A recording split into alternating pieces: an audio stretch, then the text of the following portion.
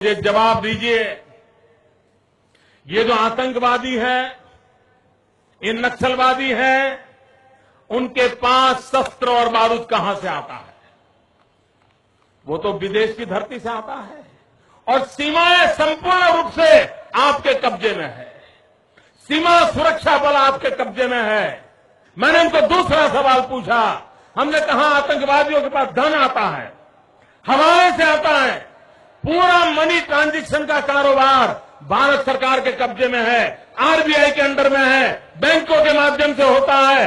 क्या प्रधानमंत्री आप इतनी निगरानी नहीं रख सकते कि ये जो धन विदेश से आकर के आतंकवादियों के पास जाता है आपके हाथ में है, आप उसको क्यों नहीं रोकते हैं? मैंने तीसरा सवाल उनको पूछा कि विदेशों से घुसपैठ आते हैं, घुसपैठ आतंकवादियों के रूप में आते हैं, आतंकवादी घटनाएं करते हैं, भाग जाते हैं।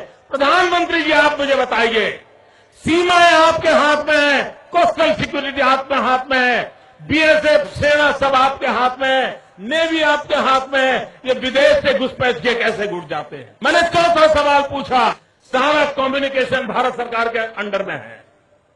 कोई भी अगर टेलीफोन पे बात करता है, ईमेल भेजता है, कोई भी कम्युनिकेशन करता है, भारत सरकार उसको इंटरप्ट कर सकती है। इंटरप्ट कर करके जानकारियां पा सकती है कि आतंकवादी गतिविधि के अंदर कौन सा कम्युनिकेशन चल रहा है और आप उसे रोक सकते हो। मैं पूछना चाहता हूं प्रधानमंत्री जी को, इस विषय में आपने क्या किया है? मैंने पांचवा सवाल उनको पूछा कि आप विदेशों में जो आतंकवादी भाग चुके हैं, जो लोग विदेश में बैठ करके हिंदुस्तान में आतंकवाद की घटनाएं कर रहे हैं, उनको प्रत्यारोपण के द्वारा हिंदुस्तान लाने का हमें अधिकार होता है। आपकी विदेश नीति में वो क्या ताकत है? एक बार इन पांचों चीजों पर कुछ करके दिखाइए, आतंकवाद जड़मूल से उखड़ जाएगा। राज्यों के अधिकार हत्या करके राजनीति के करने के खेल छोड़ दीजिए।